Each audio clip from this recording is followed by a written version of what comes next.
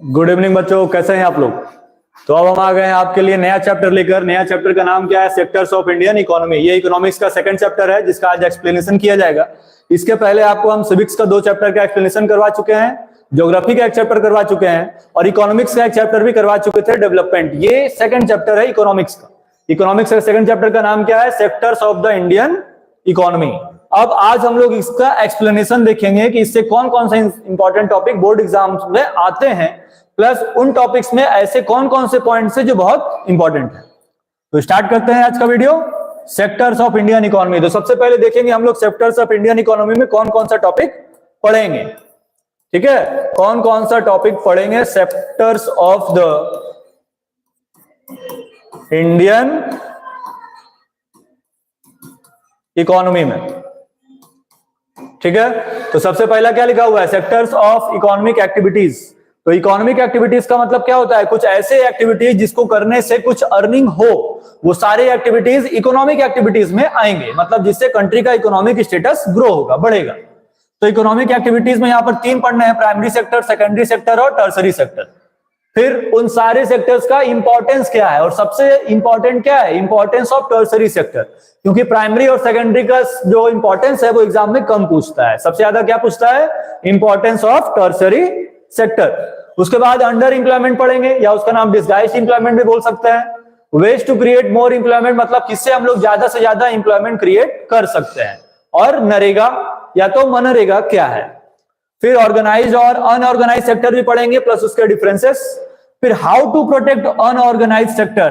ठीक है, unorganised sector में जो लोग इन्वॉल्व हैं, जो अनऑर्गेनाइज्ड सेक्टर में वर्क कर रहे हैं, उनको हम लोग कैसे प्रोटेक्ट करेंगे, चाहे वो रूरल एरियाज में रहते हो, चाहे अर्बन एरियाज में रहते हो, चाहे वो बैकवर्ड कम्युनिटीज में आते हो।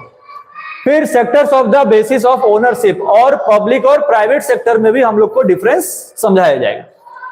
ठीक है, तो सबसे पहला टॉपिक यहां पर लिखा हुआ है सेक्टर। सेक्टर होता क्या है? तो लिखा गया sector is a specific part of the society of the economy made up of similar elements like the health care sector और द एजुकेशन सेक्टर। मतलब जो सेक्टर है वो एक ऐसा स्पेसिफिक पार्ट है सोसाइटी का जो कंट्री के इकोनॉमिक को रिप्रेजेंट करता है, जो बना होता है बहुत सारे एलिमेंट से, चाहे हेल्थ केयर हो या तो एजुकेशन सेक्टर हो। ये सारे सेक्टर्स के कैटेगरी में आते हैं। तो हम लोग को सेक्टर्स पढ़ने कौन कौन से हैं? प्राइमरी सेक्टर, सेकेंडरी सेक्टर और टर्सरी सेक्टर। इसमें से प्राइमरी सेक्टर का दूसरा नाम क्या है? Agricultural sector. सेकेंडरी सेक्टर का दूसरा नाम क्या है? Manufacturing sector. और टर्सरी सेक्टर का दूसरा नाम क्या है? Transportation sector. ठीक है, प्राइमरी या तो एग्रीकल्चर, सेकेंडरी या तो मैन्युफैक्चरिंग, टर्सरी या तो ट्रांसपोर्टेशन। ये पढ़ना है, ये सबसे इंपॉर्टेंट टॉपिक है इस चैप्टर का। तो आइए पढ़ते हैं प्राइमरी सेक्टर क्या है। तो ये सेक्टर्स ऑफ इंडियन इकोनॉमी आपको बता रहा है कि सेक्टर्स ऑफ इंडियन इकोनॉमी में प्राइमरी सेक्टर है, ये सेकेंडरी सेक्टर है और ये टर्सरी सेक्टर है। ठीक है, एक्सप्लेनेशन हम लोग नेक्स्ट पेज पे देखेंगे। प्राइमरी सेक्टर में लिखा हुआ है कि when we produce goods by exploiting natural resources, मतलब जब हम लोग नेचुरल रिसोर्सेज का यूज करके किसी प्राइमरी एक्टिविटी या एग्रीकल्चरल एक्टिविटी से कुछ भी रॉ मटेरियल ऑब्टेन करेंगे, उसको हम लोग बोलेंगे प्राइमरी सेक्टर।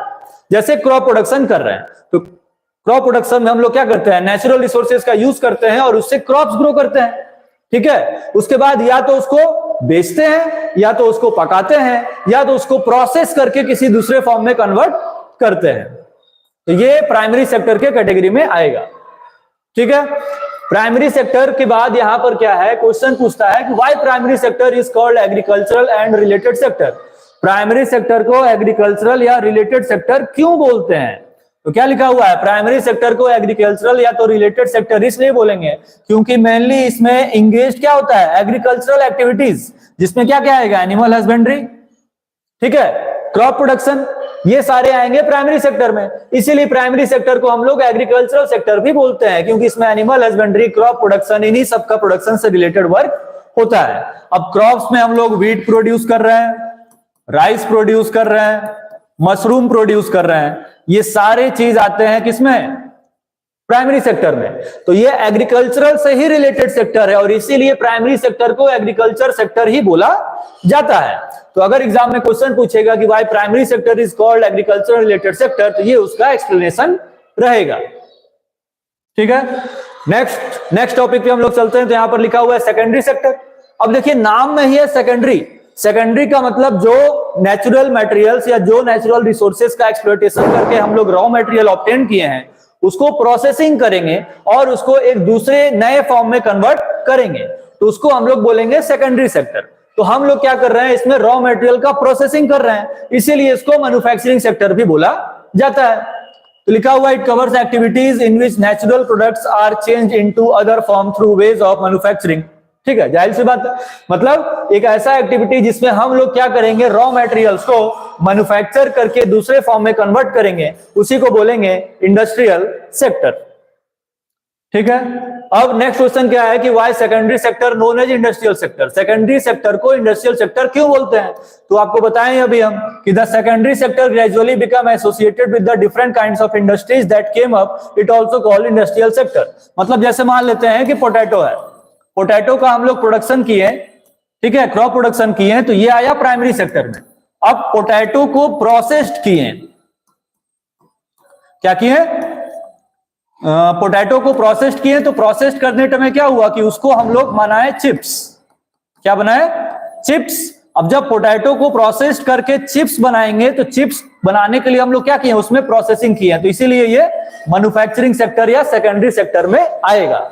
और इसीलिए जब रॉ मटेरियल को हम लोग प्रोसेस करके एक पर्टिकुलर फॉर्म से दूसरे फॉर्म में कन्वर्ट करते हैं, उसी को हम लोग बोलते हैं, क्या बोलते हैं, क्या बोलेंगे उसको? सेकेंडरी सेक्टर को इंडस्ट्रियल सेक्टर।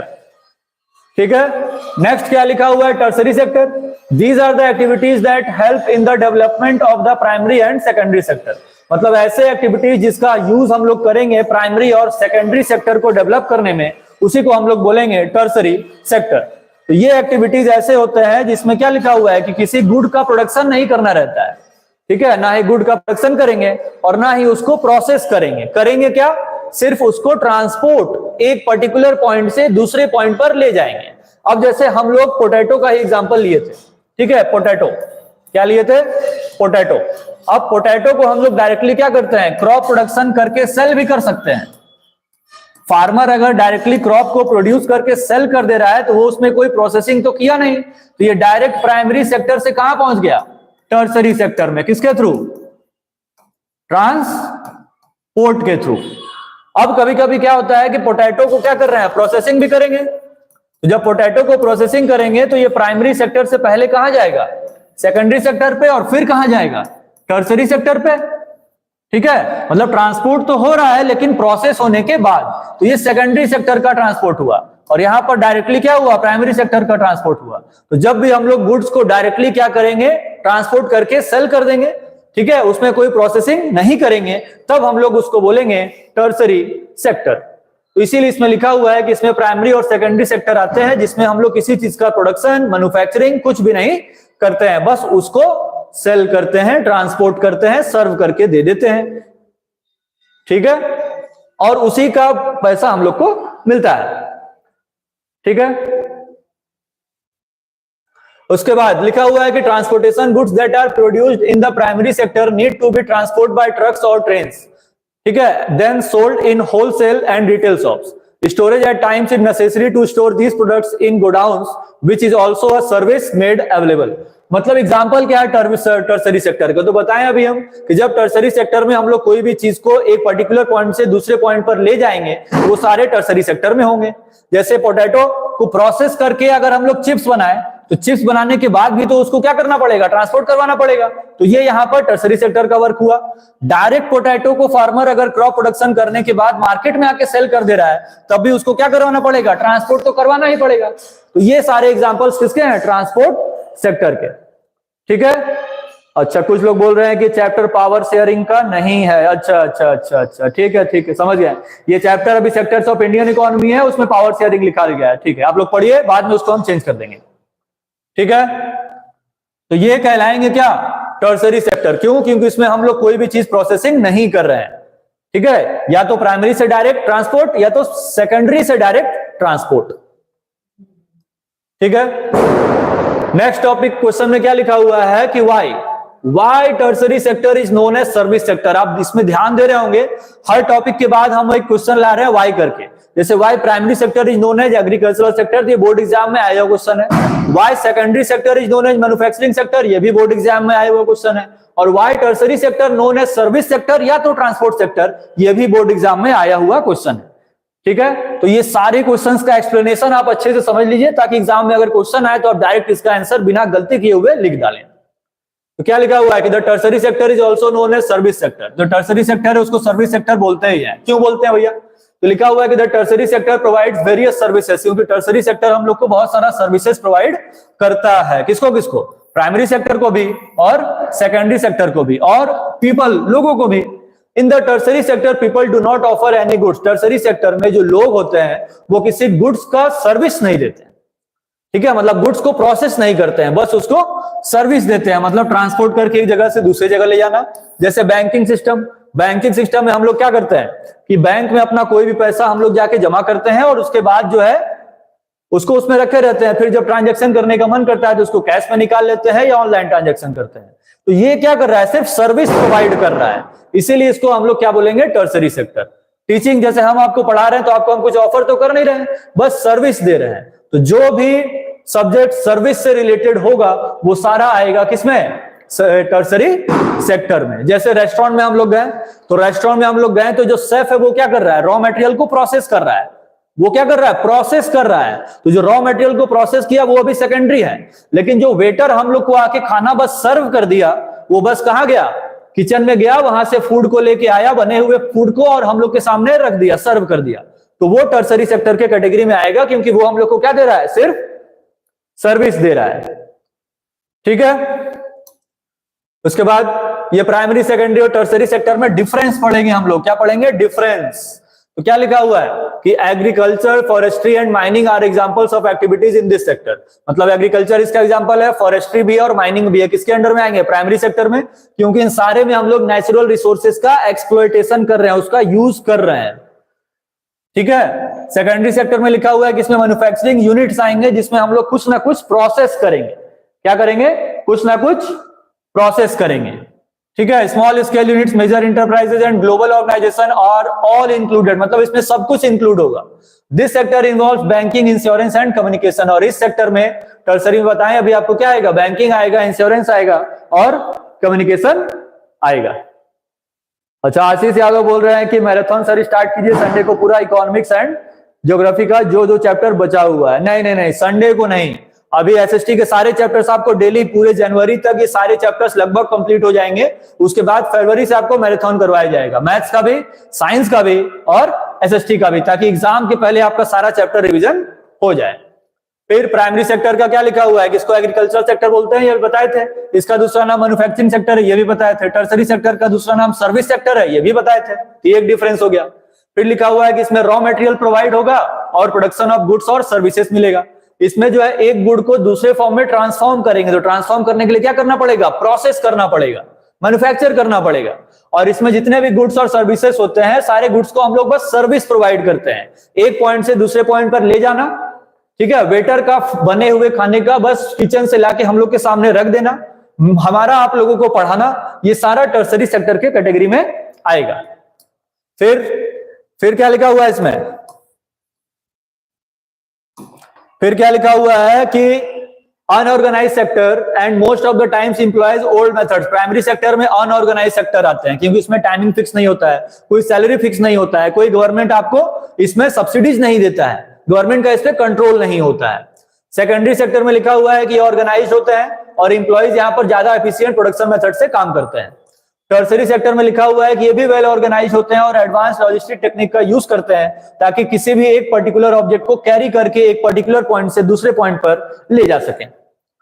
ठीक है, उसके बाद फिर लिखा हुआ है कि मोस्ट डेवलपमेंट इकोनॉमीज, मतलब ज्यादातर जो डेवलपिंग इकोनॉमीज कंट्रीज है जैसे इंडिया, यहाँ पर जो सेक्टर है वो लार्ज प्रोपोर्शन, ज्यादातर लोग यहाँ पर किसमें वर्क करते हैं, किसमें वर्क करते हैं, प्राइमरी सेक्टर में। इसीलिए जो इंडिया है वो एक डेवलपिंग इकोनॉमी कंट्री है।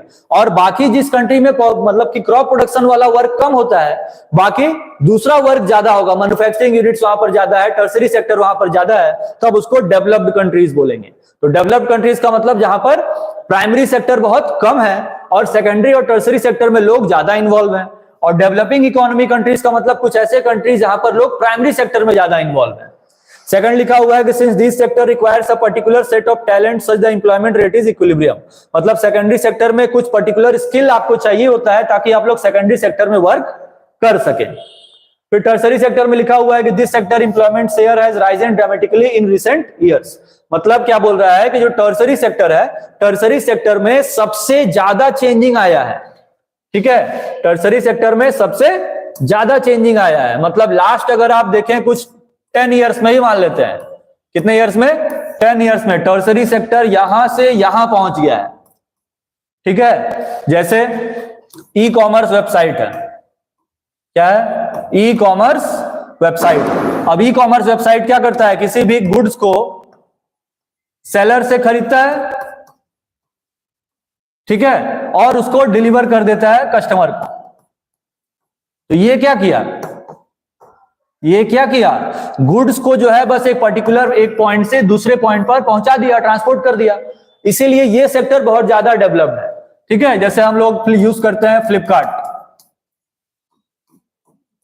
अमेजॉन, ठीक है, खाने के लिए जैसे स्विगी, जोमेटो, ये सारी चीजें, ये सारे जितने भी ई कॉमर्स कंपनीज हैं, ये सिर्फ क्या करते हैं, किसी भी बने हुए मटेरियल को, एक या प्रोसेस्ड फूड को एक पर्टिकुलर पॉइंट से दूसरे पॉइंट पर ले जाकर डिलीवर कर देते हैं। इसीलिए ये सारे सेक्टर आएंगे किसमें, टर्सरी सेक्टर में। और इसीलिए ये सेक्टर सबसे ज्यादा ग्रो हुआ है लास्ट 10 इयर्स में।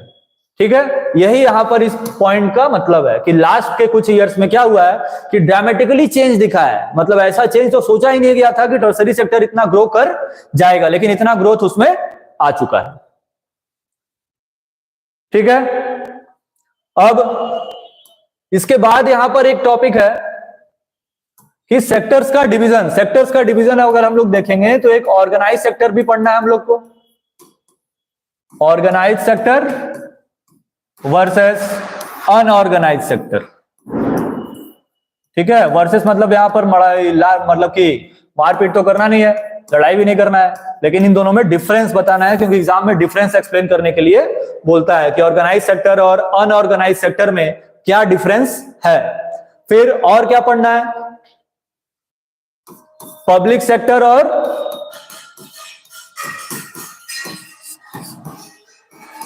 प्राइवेट सेक्टर में भी डिफरेंस पढ़ना है। ठीक है, पब्लिक सेक्टर और किसमें, प्राइवेट सेक्टर में डिफरेंस पढ़ना है। तो ये सारे डिफरेंसेस हम लोग पढ़ेंगे नेक्स्ट वीडियो में।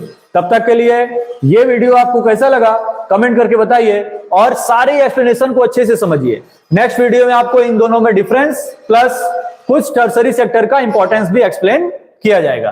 तब तक के लिए गुड नाइट।